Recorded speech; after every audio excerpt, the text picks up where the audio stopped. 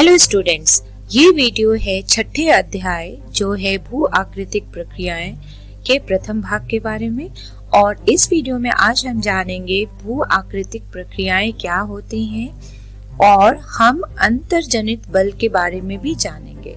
तो चलिए स्टूडेंट्स जानते हैं इसके बारे में।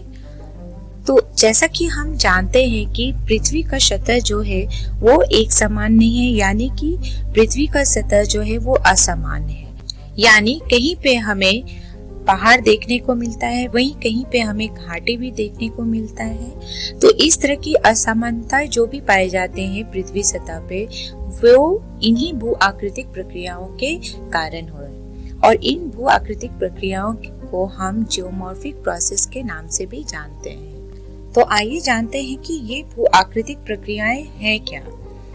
तो धरातल के पदार्थों पर अंतर्जनित बल एवं बहिर्जनित बलों द्वारा भौतिक दबाव और रासायनिक क्रियाओं के कारण भूतल के विन्यास में जो भी परिवर्तन आता है उन्हें हम भू आकृतिक प्रक्रियाएं कहते हैं। यानी पृथ्वी पे जो है वो दो बल होते हैं जिसे हम कहते हैं अंतर्जनित बल एवं बहिर्जनित बल, जिसके बारे में हम आगे जानेंगे और डिटेल से।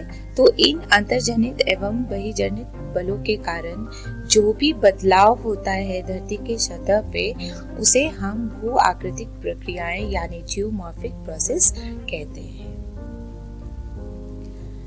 तो यहाँ हम देख सकते हैं कि ये भू आकृतिक प्रक्रियाएं जो हैं वो बल के कारण होते हैं। जैसा कि हमने बोला, तो ये बल जो है वो दो तरह के होते हैं, अंतर्जनित बल जिसे हम आंतरिक बल भी कहते हैं और बहिर्जनित बल जिसे हम बाहरी बल भी कहते हैं। और ये अंतर्जनित बल जो है जो पृथ्वी के सतह के नीचे होते हैं, और ये बल जो है वो मुख्यतः भूमि निर्माण बल होते हैं। यानी इन बल के कारण पृथ्वी के सतह पे हमेशा कुछ न कुछ जो है वो भू आकृतिक बनते रहते हैं।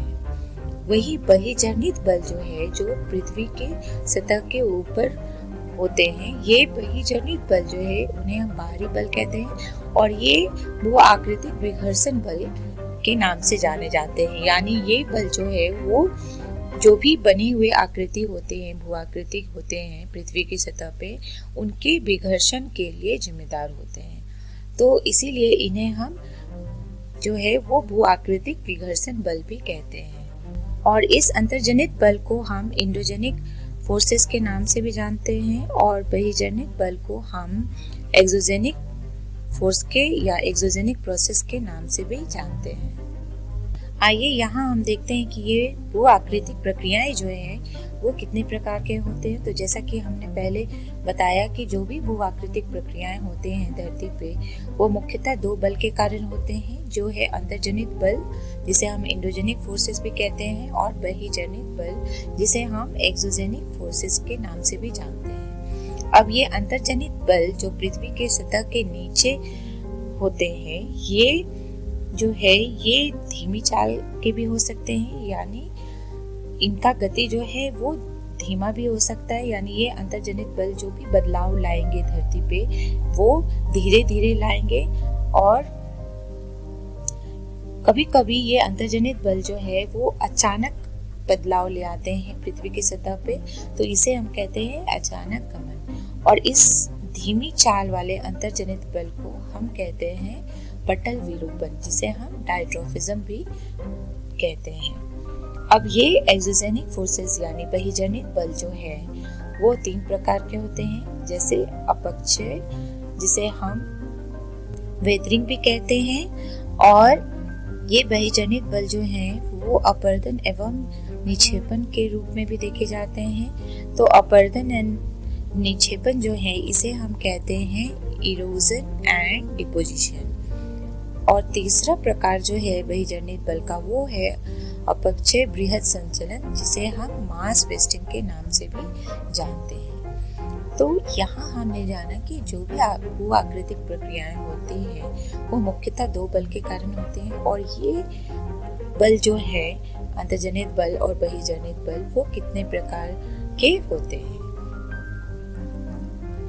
आइए अब हम जानेंगे कि ये जो भी भू-आकृतिक प्रक्रियाएं होते हैं वो किसी कारक यानी एजेंट के थ्रू होते हैं। तो ये भू-आकृतिक कारक कौन कौन से हैं जो ये भू-आकृतिक प्रक्रियाओं को करते हैं। तो प्रकृति के किसी भी तत्व जैसे हिम, जलवायु इत्यादि जो धरातल के पदार्थों का अधिग्रहण तथा परिवहन करने में सक्षम है उसे हम भू-आकृतिक कारक कहते हैं यानी जियोमॉर्फिक एजेंट कहते हैं। तो इस चित्र में हम देख सकते हैं कि यहाँ जो है वो नदी है एक कारक के रूप में जो भू-आकृतिक प्रक्रियाएं यहाँ पे कर रही हैं। उसी तरह यहाँ हम देख सकते हैं कि हवा जो है वो एक प्राकृतिक का तत्व है जो यहाँ पे भू-आकृतिक प्रक्रियाएं करके विभिन्न बदलाव ला रहे हैं पृथ्वी के सतह पे। तो ये जो है वो भू-आकृतिक कारक होते हैं। यहाँ हम इसी तरह देख सकते हैं कि जो भी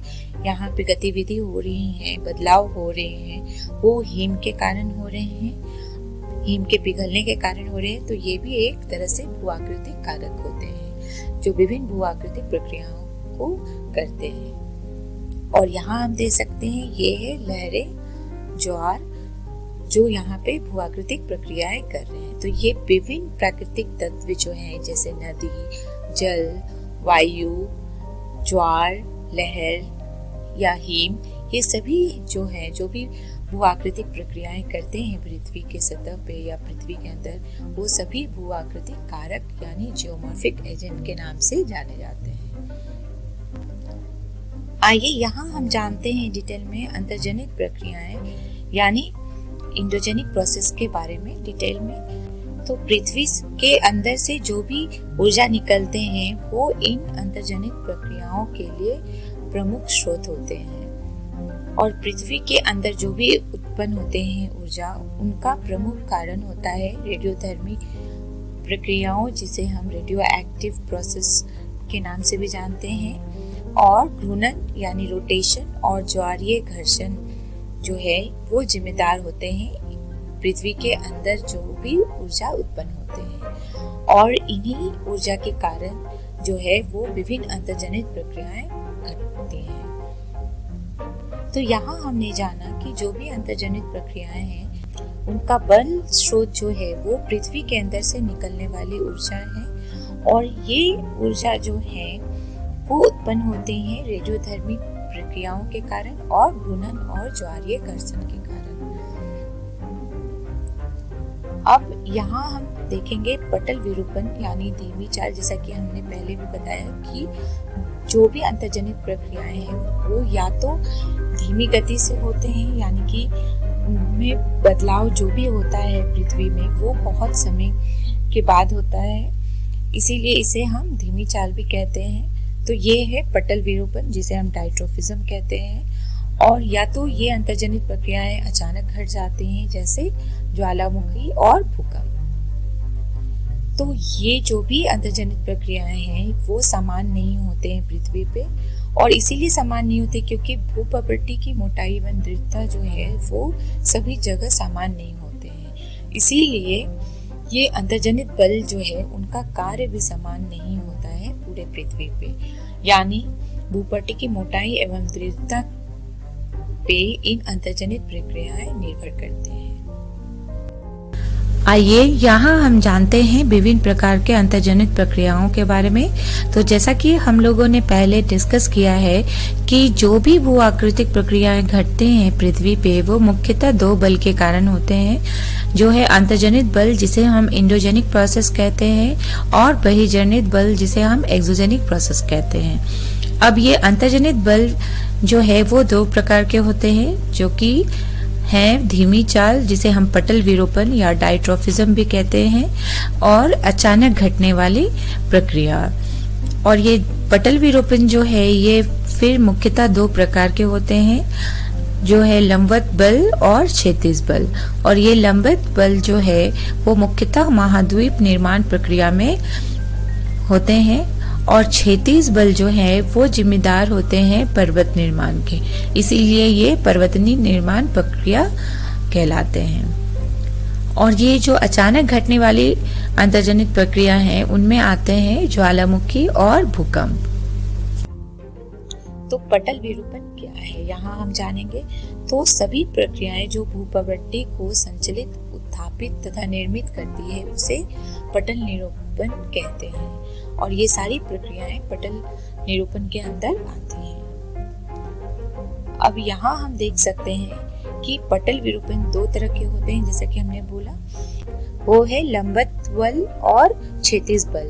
तो लंबवत बल जो होता है वो महाद्वीप रचना प्रक्रिया के लिए जिम्मेदार होते हैं, और ये दो दिशा में हो सकते हैं, या तो नीचे की ओर या तो ऊपर की ओर, जैसा कि हम इस चित्र में देख सकते हैं। यहाँ पे जो बल है वो नीचे की ओर लग रहा है, यहाँ हम देख सकते हैं, और जबकि इस चित्र में जो है वो बल जो है वो ऊपर की ओर लग रहा है। यानी जो भी यहाँ पे गतिविधि हो रहा है पृथ्वी के अंदर, ये दो दिशा में हो रहा है, या तो नीचे की ओर या तो ऊपर की ओर।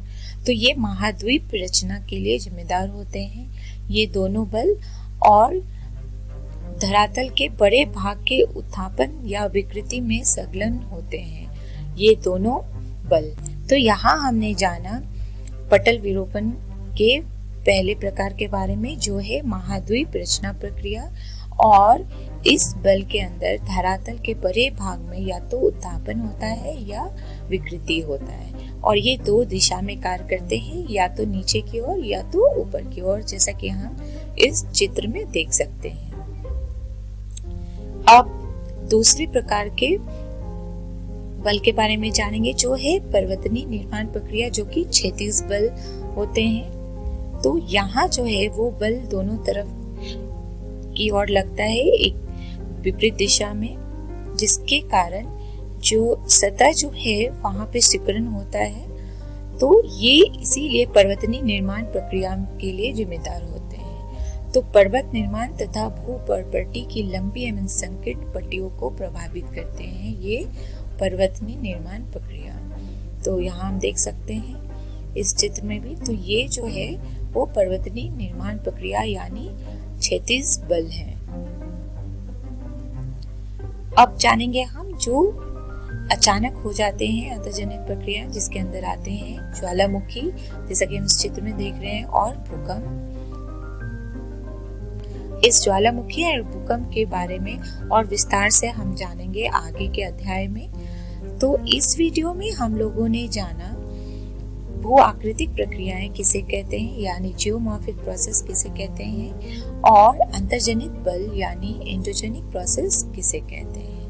संदर्भ के लिए हम देख सकते हैं सीआरटी बुक भौतिक भूगोल के मूल सिद्धांत। अगले वीडियो में हम जानेंगे बहिर्जनित प्रक्रियाएं, जिसे हम एक्सोजेनिक प्रोसेस कहते हैं, और अपक्षय, जिसे हम वेदरिंग भी कहते हैं।